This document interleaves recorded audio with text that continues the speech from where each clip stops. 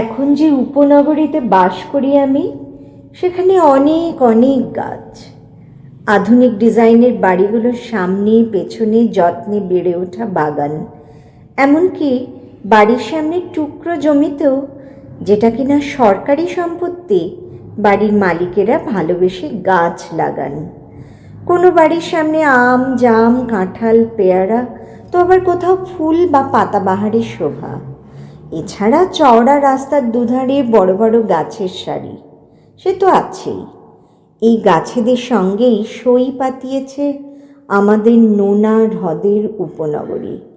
তাই শহরে থেকেও সব ঋতু আগমনের আভাস, মানে আগাম আভাস, ওই যাকে পূর্বাভাস বলা হয় আর কি, আমরা কিন্তু অন্য শহরবাসীদের চেয়ে আগে ভাগেই পেয়ে যাই।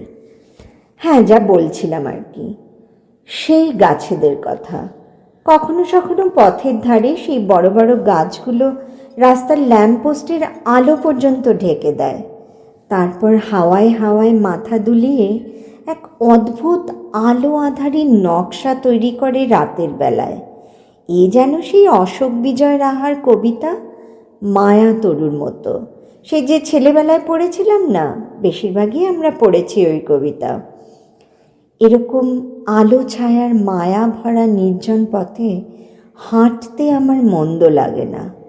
বাস রাস্তা থেকে এরকম মায়া সরণি দিয়ে খানিকটা হেঁটে আমার বাড়ি। সমান্তরাল রাস্তাগুলো চলে গেছে এক এক ঠিকানায়।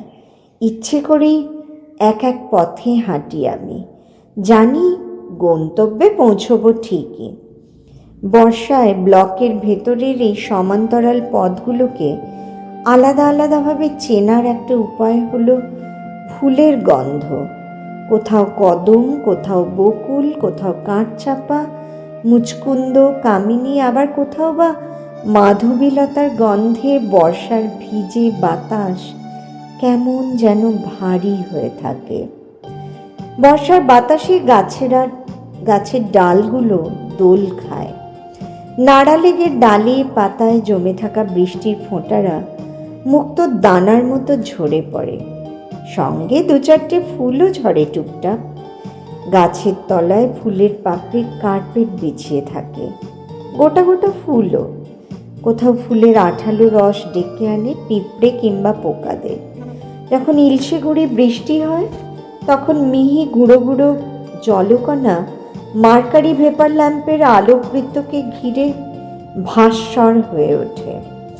অঝোর ধারায় বৃষ্টি এলে গাছেদের সাথে নিঃসঙ্গ ল্যাম্পপোস্টগুলো ভিজতে ভিজতে আলোর উদ্ভাসে ভরিয়ে দেয় বৃষ্টির রেখাদের। দেখতে বেশ লাগে। আমাদের বাড়িতে একটা ফুল গাছ আছে জানেন, আনারসের মতো পাতা। বর্ষাকালে সাদা সাদা লিলি ফুলের মতো ফুল ফোটে, তীব্র গন্ধ। ঠিক নাম জানি না, মা বলতেন কস্তুরী। থোকা টগর ফোটে গাছ আলো করে। কামিনী ফুলের ছিন্ন পাপড়ি তো ছড়িয়ে থাকে সারা বাগান জুড়ে। ওরা বড় লাজুক। পিত্রালয়ের এই বাগানের সেইভাবে যত্ন করা হয় না। রঙিন ফুল গাছগুলো কেন জানি না মরে গেছে। একটা রঙ্গন গাছ আছে ঠিকই, দু একবার লাল টুকটুকে ফুলও দিয়েছে, কিন্তু এখন আর দেয় না। যদিও পাতা গজাচ্ছে নতুন নতুন, পাতাবাহারেরাও পাতা মিলছে, কিন্তু বর্ষায় দেবদারু হয়ে উঠেছে সবুজ তর। কাঁঠাল আর নোনা আতা গাছেও পান্না রঙের ছড়াছড়ি। বারান্দায় বা ছাদে দাঁড়ালে অনেকখানি সবুজ ছুঁতে পারি। আষাঢ়ের আকাশে স্তরে স্তরে জমা হয় নীলচে কালো রঙের ঘন মেঘ। কালো মেঘের বুকে সাদা বকের শাড়ি উড়ে যায় দূর অজানায়।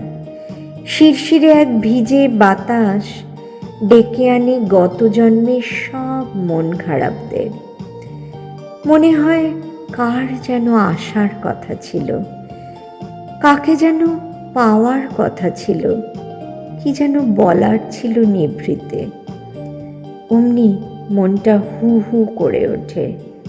বৃষ্টি নামে। ভিজতে ভিজতে গাছেদের গা থেকে কেমন যেন একটা বুনো গন্ধ বেরোয়, সবুজ এক আলোয় উদ্ভাসিত হয়ে ওঠে তারা।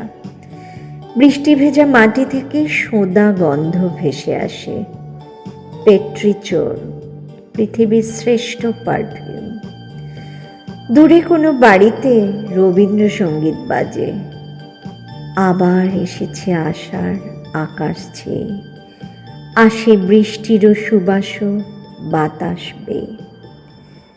আর আমি ভিজতে থাকি আনখসির, ভিতরে বাইরে। প্রথম মৌসুমি বায়ুর আদর জড়িয়ে নিই শরীরে মনে।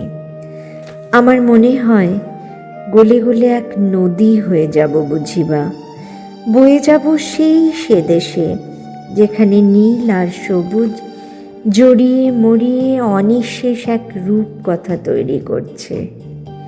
সেই নকশি কাঁথার বুননে নীল সবুজ রঙে লেখা থাকবে জীবনের গল্প, ভালোবাসার গল্প।